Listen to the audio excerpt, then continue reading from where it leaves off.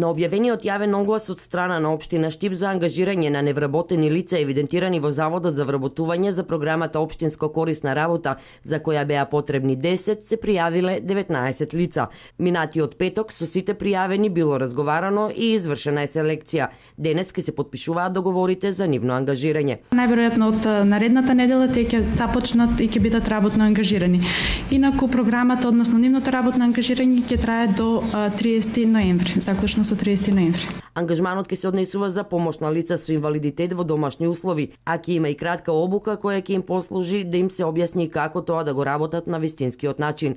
За таа цел во интерес на проектот општина Штип соработува со заедницата на здруженија на лица со инвалидитет. Кај пријавените корисници кои имаат потреба од помош, селектирани 5 лица ќе бидат ангажирани 6 месеци по 20 часа неделно, за што ќе добиваат 6200 денари. Исто така јавниот оглас содржаше и повик за медицински сестри кои ќе бидат вклучени во патронажната служба и за физиотерапевт.